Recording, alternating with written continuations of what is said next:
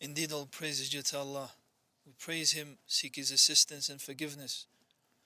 We also seek refuge with Allah from the evil of our own selves and from the evil consequences of our misdeeds. Whomsoever Allah guides, none can misguide, and whomsoever Allah leaves to go astray, none can guide. I testify that none has the right to be worshipped except Allah alone, without any partner. I further testify that Muhammad is His worshipping servant and messenger. May Allah's abundant salah and salam be upon him, his family and his companions. O people of Iman, observe taqwa of Allah as He rightfully deserves, and do not die except as Muslims. To proceed, O servants of Allah, the originator who brings everything into existence has truly urged us to reflect and contemplate upon ourselves. He stated, "And within yourselves do you not see?" This means that within you are signs and lessons that reveal the oneness of your Creator, as well as His perfect capability, mercy and wisdom, in addition to His other perfect attributes. Therefore will you not reflect so that you may take heed? One of these signs is the capacity to laugh and weep that Allah the absolutely perfect has placed within the human soul and made a part of human nature and disposition. Allah the Exalted stated in the Quran, "Moreover, it is He who has created laughter and weeping in His servants." Thus, Allah the Blessed and Exalted has placed within His servants the capacity to laugh and weep, and has determined the causes for both. By mentioning these contrasting emotions together, Allah informs His creation that He, the absolutely perfect, possesses the power to do all things, including creating opposites. The noble ayah reveals that everything a servant does, even laughing and weeping, is due to what Allah has decreed, willed and created. It also emphasizes that Allah the Exalted has encompassed mankind in every state they are in and is in complete control of their affairs. The pronoun He in His statement, "Moreover, it is He who has created laughter and weeping in His servants," indicates that only Allah the Exalted creates the causes of laughter and weeping by bringing joy to one's heart and sorrow to another. No one knows prior to a moment of laughter and weeping that they will be laughing or weeping, or that a cause for joy or sorrow is impending. In support of this, it was recorded in Al-Bukhari and Muslim that the Prophet, may Allah's salah and salam be upon him, called over his daughter Fatima when he was afflicted with the illness that ultimately led to his death, and he whispered something to her that made her weep. He then called her over again and whispered something to her that made her laugh. After the Prophet, may Allah's salah and salam be upon him, passed away, Aisha asked Fatima about that incident. She replied, "When the Prophet, may Allah's salah and salam be upon him, whispered to me, he informed me that he would pass away from the illness, so I wept. Then he whispered to me again and informed me that I would be the first of his family to join him, so I laughed." O servants of Allah, the guidance of the Prophet, may Allah's salah and salam be upon him, is undoubtedly the best of guidance. It also serves as the most exemplary guidance for all aspects of human life. Throughout his life, the Prophet, may Allah's salah and salam be upon him, encountered various contrasting circumstances, including moments of laughter and occasions of weeping. The Prophet's guidance under these circumstances has been detailed by the scholars.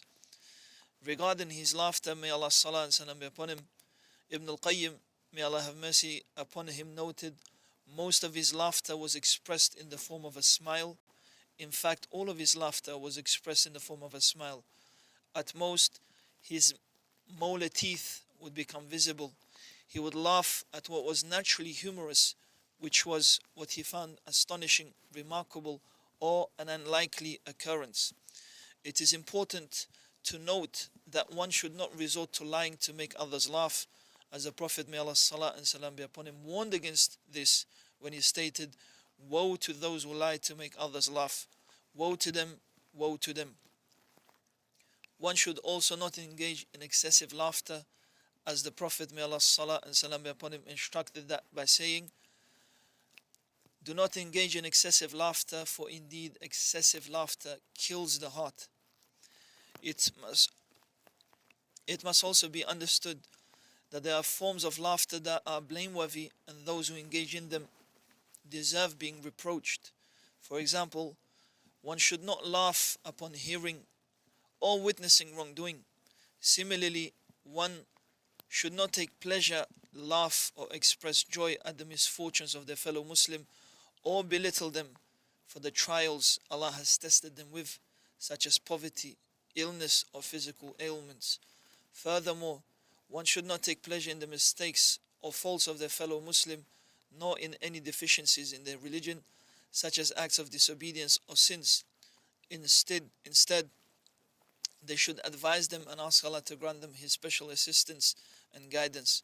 Similarly, one should not feel secure from trials. Instead, they should ask Allah for steadfastness upon His religion.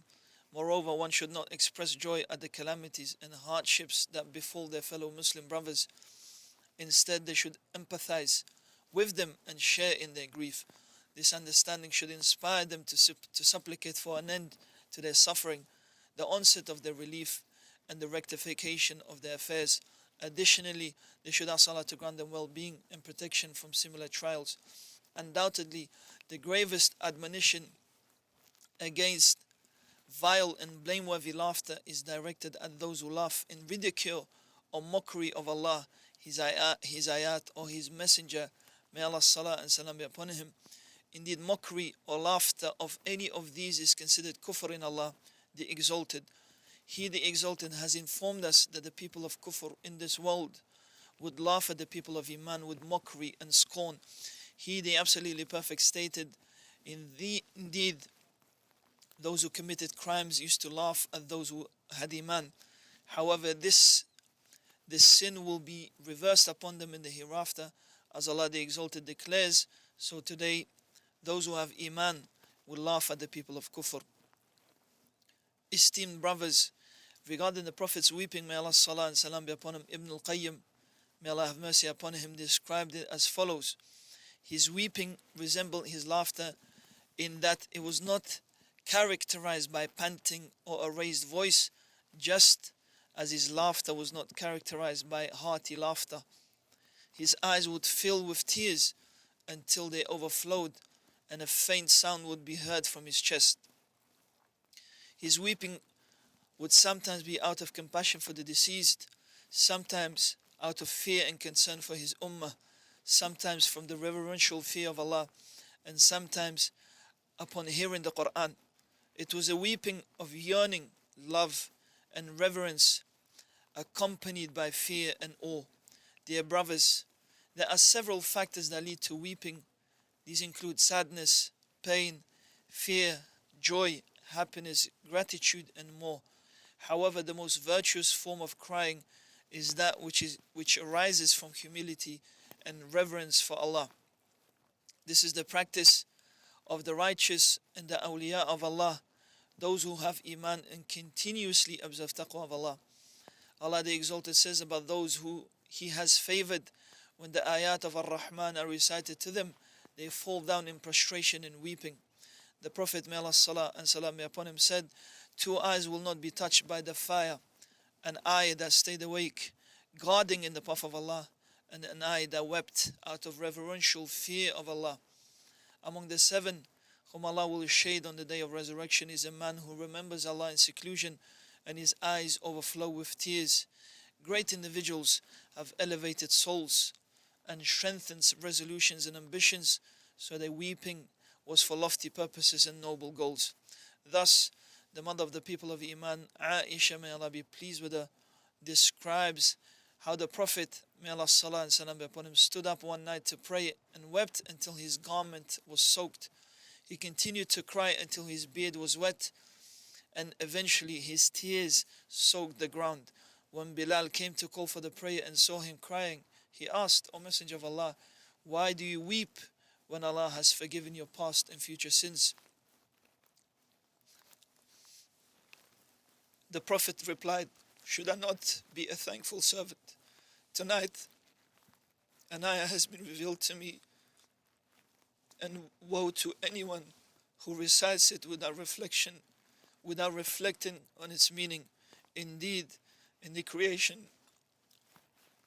indeed, in the creation of the heavens and the earth, and the alternation of the night and the day, are signs for those of understanding. When Abu Huraira, may Allah be pleased with him, cried during his illness, he was asked, "What makes you weep, O Abu Huraira?" He replied, "I do not weep for this worldly life, but I weep for the distance of my journey and the little provisions I have. I am on a path with both uphill and downhill stretches, straddling the realms of paradise and hellfire. I do not know which one I am heading towards." Az-Zuhri, may Allah have mercy upon him, said, "I visited Anas ibn Malik in Damascus, and he was weeping. I asked him, 'What is making you weep?' He replied, 'I do not recognize anything from what I once knew except for this prayer, and this prayer has been neglected.'" Ata al-Khaffaf, may Allah have mercy upon him, said, "I never met Sufyan al-Thawri without finding him in tears. I asked, 'What is the matter?' He replied, 'I fear that I might be noted as wretched in the book of record.' When the time of death approached for Amir ibn Abd al-Qais, he wept. When asked why he was crying, he said, 'I am not weeping out of fear of death or attachment to this world, but I weep for what I will miss: the thirst from fasting in the scorching heat and the night prayers in winter.'" Ja'far ibn Sulaiman, may Allah have mercy upon him, said, "We visited Abu Tayyah to inquire about his health. He said, 'By Allah, it is fitting for a Muslim today, given the apparent disregard of people towards Allah's commands, to increase in earnestness and effort.'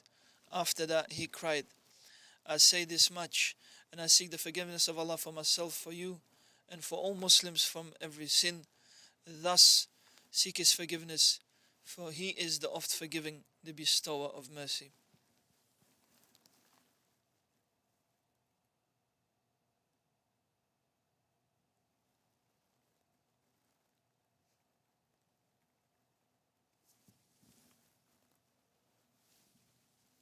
All praise is due to Allah. Whoever seeks honor from other than Him will be humiliated. Whoever seeks guidance that is not His guidance will go astray. And whoever seeks wealth from other than Him will find himself impoverished. He will find himself impoverished. I bear witness that no deity has the right to be worshipped except Allah alone, without any partner. I further bear witness that Muhammad is His worshipping servant and messenger.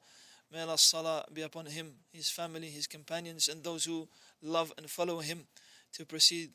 O servants of Allah, part of servitude to Allah is for the servant to have good thoughts about Allah, trust in His decrees, and hope for His mercy and kindness. The more a servant's hope in Allah's bounty, mercy, and fulfillment of his needs strengthens, the stronger his servitude to Him becomes, and the freer he is from everyone but Him. Servants of Allah, one of the situations where a servant's true servitude to his Lord and the sincerity of his iman are most evident is in the trials and tribulations that Allah tests him with. In relation to this, Ibn al-Qayyim, may Allah have mercy upon him, said, "Indeed, Allah, the absolutely perfect and exalted, does not afflict hardship upon His servants in order to harm them, but rather to test their patience and the servitude of Him. That is because Allah has ordained servitude upon His servant in times of hardship, just as He has ordained it in times of ease. Similarly, He has ordained it upon him in what the servant dislikes, just as He has in what the servant loves. Most people fulfill their servitude in what they love. However, what matters is fulfilling servitude to Allah in times of difficulty. Therefore, servants of Allah, we must arm ourselves with beautiful patience in times of hardship and trial, and beware of exasperation, impatience, and objection to Allah's decrees. Let us not be among those who, when afflicted with calamities, fall into despair, lose hope, stop all activity, and become consumed by the thoughts and worries that have overtaken them and altered their condition. Yet if they were to reflect and view this worldly life with insight, realizing that it is merely a fleeting passage and a temporary enjoyment, they would neither rejoice over what they have in it, nor grieve over what they lack. Let us take a lesson from the people of wisdom and insight in Islam, who have actualized servitude to the Lord of all creation, hasten to carry out righteous deeds before their appointed time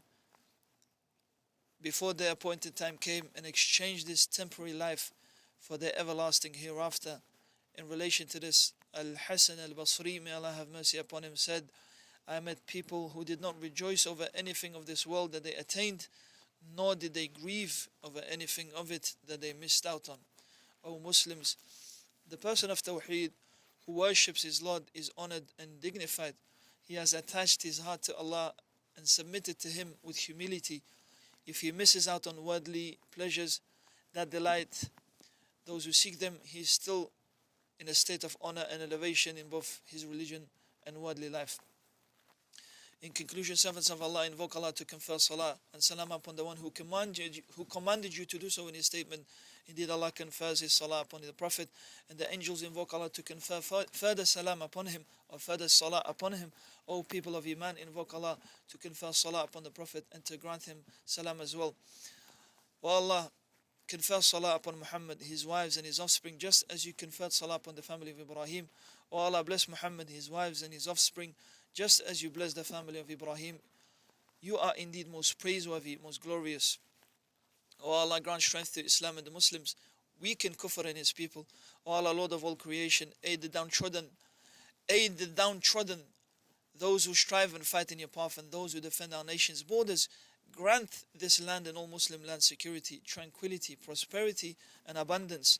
O Allah, whoever intends to harm us, Islam and the Muslims, we ask you to inflict them with that same harm, turn their plots against them, and make their schemes a cause for their own ruin. You are the one who hears our supplications. O Allah, protect the lands of the two holy mosques and all Muslim lands from the evil of the wicked and the plots of the sinful. O Allah, grant us safety in our countries and homes, and make our leaders and those in authority righteous individuals. O Allah, the ever-living, self-sufficient sustainer of all, guide our leader towards in deeds that you love and are pleased with. O Allah, direct him and his deputy to your guidance and taqwa. O Allah, save the weak and downtrodden people of Iman in Palestine and everywhere else. O Allah, heal their ailing. Grant well-being to those afflicted. Have mercy on the deceased and accept the slain among them as martyrs. O Allah, support them and grant them victory, for you are indeed their supporter and helper. All praise you to Allah, the Lord of all creation.